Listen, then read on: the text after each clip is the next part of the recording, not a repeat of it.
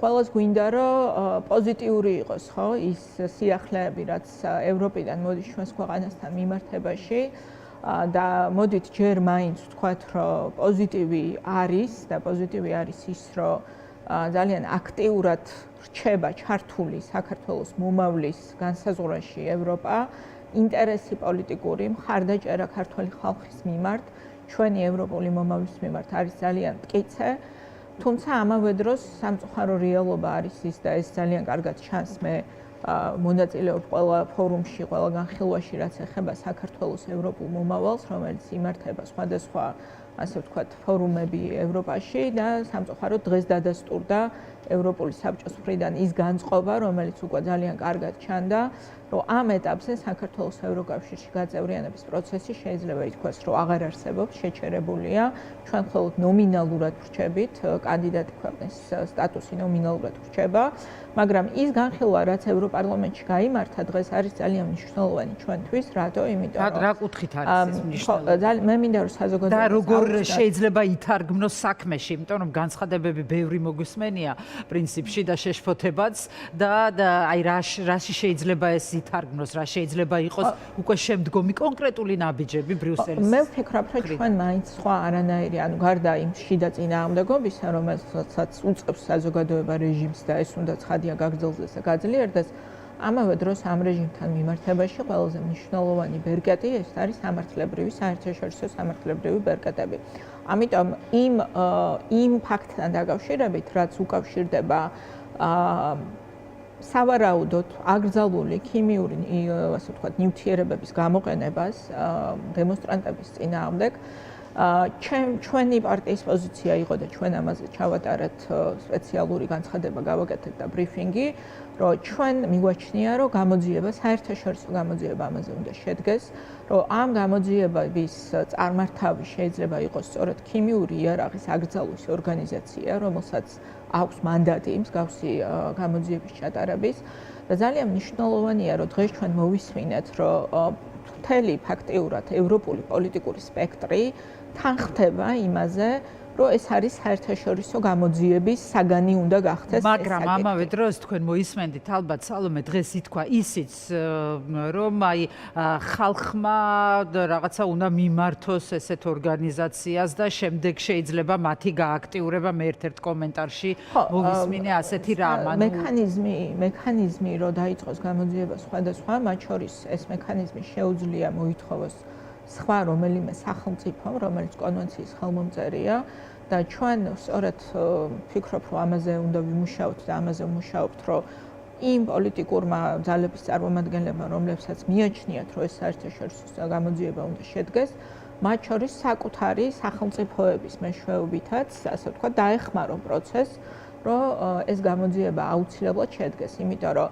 დღეს ქართული ოცნების სტრატეგია ამასთან მიმართებაში რა არის, რომ შექმნას რაღაც ახალი თემები, ასე ვთქვათ, პიარულად მიუდგეს ამ საკითხს, გადააგოროს და კონდეს განცდა, რომ ეს ყველაფერი ისევე გაქრება დღის წესრიგიდან, როგორც ბევრი სხვა რამ. ოღონდ ეს ყველაფერი არ ქრება დღის წესრიგიდან და რა თქმა უნდა, ყველა ჩვენგანის ვალია და მე ვთვლი, რომ ეს არის უმნიშვნელოვანი საკითხი და დარწმუნებული ვარ პოლიტიკოსებიც თქვენც ასეთვლით, რომ ეს არის თემა, რომელზეც უნდა ააგოს აუცილებლად ქართულმა ოცნებამ პასუხი, მით უმეტეს იმ გამოძიების გათვალისწინებით, ეგრეთ წოდებული გამოძიების გათვალისწინებით, რომელიც მათ აქ ჩაატარეს ხუთდღიანი გამოძიება, რომელსაც არ ენდობა სხვათა შორის ევროკავშირი და ტყუილში რომ ამხილეს დღეს ეს განცხადება მოისმენთ ამასაც, აი რა პასუხისმგებლობები მოყვება ქართულ ოცნებას, რა პასუხისმგებლობები დაეკისრება. აი ამ ყველაფრის გათვალისწინებით, რაზეც ახლა ჩვენ ვსაუბრობთ და რასაც ვისმენთ.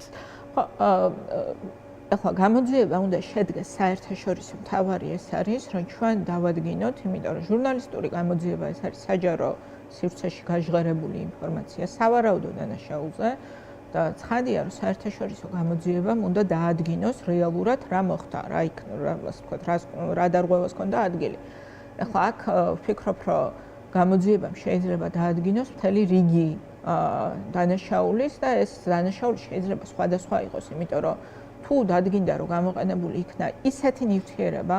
რომელიც შეიძლება იქნას კლასიფიცირებული როგორც ქიმიური იარაღი, მაშინ ჩვენ ვსაუბრობთ სავარაუდო ომის დანაშაულზე, არა მხოლოდ ადამიანის უფლებების დარღვევაზე თუმცა ის განცხადება, რაც დღეს გააკეთა ევროსაბჭოს წარმომადგენელმა ადამიანის უფლებების დაცვის თვალსაზრისით, ეს უკვე არის საფუძველი იმის, რომ ჩვენ ვიფიქროთ, რომ როგორც მინიმუმ, როგორც ასე ვთქვათ, ყველაზე მცირე ჩვენ გვაქვს ძალაუფლების ბოროტად გამოყენებასთან საქმე და ადამიანის უფლებების უხეშ დარღვევასთან, არა სანქცირებული საშუალებებით მშვიდობიანი დემონსტრაციის დარბევასთან და ამას შესაბამისი საერთაშორისო მსვლელობა უნდა მიეცეს. სამწუხაროდ ძალიან დიდი დრო სჭირდება ხშირად ამ პროცესებს. ჩვენ ნახეთ სტრასბურგის გადაწყვეტილება 20-მისთან დაკავშირებით ვნახეთ რამდენი წელი დასჭირდა, მაგრამ თავარია რომ დადგინდა საბოლოოდ ასე ვთქვათ სამართალმა ასე ვთქვათ იპოვნა თავისი დღე, ხო, ევროპულ სასამართლოში. ამიტომ ყველა ეს პროცესები და განცხადებები მყისიერი შედეგი რაც არ უნდა ქონდეს არის მნიშვნელოვანი და რა თქმა უნდა ამავე დროს ეს ისედაც საერთაშორისო იზოლაციაში მყოფ ხელისუფლებას ურთულებს რა თქმა უნდა ცხოვრებას, ურთულებს ასე ვთქვათ მათ პოზიციონირებას. სანქციები მე არ გულისხმობ ახლა ამ შემთხვევაში მხოლოდ BBC-ს საგამოძიებო ფილმს, იმიტომ რომ მან არის დასადგენი და საერთაშორისო გამოძიება არის ჩასატარებელი, აი რასა იუკნევიჩიანის განცხადებაც სიტყვიდან ნაწყვეტი გავრცელდა, სადაც ის სწორედ ამ თემაზე საუბრობს და ამბობს, რომ მთავრობას დამოუკიდებელი გამოძიების ეშინია, რაც აჩვენებს, რომ მათ სიმართლისა და დასჯის ეშინიათო და BBC-ს მიერ გამოვლენილი ფაქტები დიდი ალბათობით სიმართლეა. რა თქმა უნდა, ეს ყველაფერი კითხვის ნიშნებს აჩენს, მაგრამ მე მინდა ახლა ამის მიღმა რა განცხადებებსაც ვისმენდით, იმაზე ვისაუბროთ, იგივე ვიზა ლიბერალიზაციის შეჩერებასთან დაკავშირებით, იგივე რომ ჩიხშია საქართველოს ევროპული ინტეგრაციის გზა და ასე შემდეგ და ასე შემდეგ. აი ამ ყველაფერს ასეთ მკაცრ განცხადებებს რა შეიძლება მოყვეს? შეიძლება მოყვეს უფრო მეტი სანქცია, უფრო მიზნობრივი სანქციები, რაც დიდი ხანია სხვათა შორის არის საუბარი. ესე იგი, პირველ რიგში მე მინდა ყველას ვუთხრა, ვისაც რაღაცა ისეთი განწყობა აქვს, რომ აი თითქოს დასავლეთის სანქციებს არ აქვს ზეგავლენა, ან რაღაც არ ადარდებს ამ რეჟიმს სანქციები. რომ ძალიან ადარდებს მაგალითად ბიძინა ივანიშვილისთვის ის სანქციები, რომელიც მას უკვე დაუწეს ამერიკის შეერთებულმა შტატებმა, არის ძალიან შემაწუხებელი და ამას ისინი საჯაროდაც ამბობენ, ხო, რომ ამ სანქციების მოხსნა არის მათთვის მთავარი. წერილზე აცხობინებს თავის კარის ფილოსოფოს და უკვე ევროკავშირიდან ტრამპს გადაწვდნენ ლანძღვაში ერთმანეთს მოკლედ ტოლს არ უდობენ. ამის მიღმა ისინი ძალიან ბევრს ცდილობენ სხვათა შორის, რომ ეს სანქციები მოიხსნას. ცხადია, რომ ყველა დამატებითი, ასე ვთქვათ, საბუთი იმის, რომ ეს არის ხელისუფლება, რომელიც ებრძვის არაკანონიერი გზებით საკუთარ მოქალაქეებს და საკუთარი აქ თავარი პრობლემა არის ასე ვთქვათ ის, რომ ეს არის ხელისუფლება, რომელიც უპირისპირდება საკუთარ ხალხს, ხო? იმიტომ რომ აი ძალიან ხშირად ქართული ოცნების რიტორიკაში ისმის, რომ ევროკავშირი არ ცნობს ქართული ხალხის რაღაცა ხელისუფლებას და ეს არის ტყუილი. ქართული ხალხის წარმომადგენლად რო თვლიდნენ ქართულ ოცნებას ეკნებოდა აღიარება, თორე არჩევნები არ ჩაუტარებიათ გადასარევად არც 2020 წელს მაგალითად და 2016-ში კი გააყალბეს, მაგრამ როდესაც შენ ტოტალურად გააყალბე არჩევნები და სხვათა შორის კონკრეტულად ითქვა, რომ კრიზისიდან გამოსავლის ერთადერთი გზა ახალი არჩევნებია, ზუსტად 2 ამიტომ არის სწორედ ეს ხელისუფლება საერთაშორისო იზოლაციაში, რომ ის არ წარმოადგენს ქართული ხალხის ნებას და ის რომ ძალადობს საკუთარი ხალხის წინააღმდეგ და მათ შორის დამატებითი საბუთები გაჩნდა, რომ შესაძლოა ძალადობდეს ქიმიური იარაღის გამოყენებით შესაძლოა. ამან ცხადია, რომ ეს მხოლოდ ამყარებს იმ განცდას, რომ ეს არის ხელისუფლება, რომელიც ებრძვის საკუთარ ხალხს და დასავლეთის დღის წესრიგი არის, რომ საქართველოში თუ ჩვენ გვინდა რომ დემოკრატიული ქვეყანა ვიყოთ, ჩვენ გვყავდეს მთავრობა, რომელიც ასახავს ხალხის ნებას, ანუ კონდეს სამართლიანი. მაგრამ ამას ეწინააღმდეგება ქართული ოცნება, ამაზე არც საუბრობენ, არც აპირებენ, ყოველ შემთხვევაში ღია განცხადებები ასეთია, მაგრამ ქმედებები მათი არ ვიცი რამდენად არის სხვათა შორის ასეთი. აი დღესაც იყო საუბარი რაღაც ოქროს ზოდებთან დაკავშირებით, კანონმდებლობას შეცვალეს, ეთყობა ბიძინას ოქროს ზოდები აქვს ახლა შემოსატანი და ერთ კაცს არგებენ. აი ამ კანონმდებლობას, მაგრამ ასევე რა მინდა გკითხოთ და არ მინდა ეს თემა გამოგრჩეს, საინტერესოა თქვენი აზრი. აი, დასავლელი პარტნიორებზე თავდასხმის მიღმა ისინი აქტიურად საუბრობენ ნორმალიზებაზე, რუსეთთან, ურთიერთობების ნორმალიზებასთან დაკავშირებით. მართალია შალვა პაპუაშვილმა ახსენა, რომ დეოკუპაცია არის აქ მთავარი პირობა და ასე შემდეგ, მაგრამ ნორმალიზება რომ არის მათთვის მნიშვნელოვანი, ამაზეც არის ხაზგასმა. აი, რა ეტაპზეა ახლა ქართული ოცნების საგარეო პოლიტიკა და მინდა ასევე სალომე გავიხსენოთ, გავითვალისწინოთ, ახლახანს იყო სწორედ ეს დუშანბეში ვიზიტი, ეგრეთ წოდებული პრემიერის, პუტინთან ერთად პოზიორობა, ფოტოსესია, ასე ვთქვათ, მართალია და აბსოლუტურად უშედეგო და цаრიელი იყო ეს ყველაფერი, მაგრამ მაინც, აი რა შეიძლება ვთქვათ ამ ყველაფრიდან გამომდინარე? ხო, ну, ქართული ოცნების საგარეო პოლიტიკა რო შევაჯამოთ, მათი მთავარი მიღწევა საერთაშორისო ასპარეზზე არის დღევანდელი მდგომარეობით ჩვენ რო შევხედოთ, აი მაგალითად, რაც მისასალმებელია, რა თქმა უნდა, ის რომ ქართული ხორბალი იუნესკომ აღიარა როგორც კულტურული მემკვიდრეობის ძეგლი და არამატერიალური კულტურული მემკვიდრეობის ძეგლი. ძალიან კარგია. მე მივესალმები მხოლოდ იმას, რომ გაფართოვდეს, ასე ვთქვათ, პატივისცემა და დაფასება ჩვენი ეროვნული კულტურული მემკვიდრეობის მიმართ, მაგრამ დღევანდელი მდგომარეობით ქართულ ოცნებას ალბათ არაფერი სხვა საერთოდ არავისთვის სათქმელი არ აქვს, იმიტომ რომ ეს არის ხელისუფლება, რომლის ერთადერთი, ასე ვთქვათ, დღევანდელი მიღწევა, რაც შეიძლება იყოს მიღწევა ბჭყალებში, რომ შევაფასოთ, ეს არის დოკუმენტი, რომელიც მიიღო ევროსაბჭომ, რომელმაც გამოაცხადა ღიად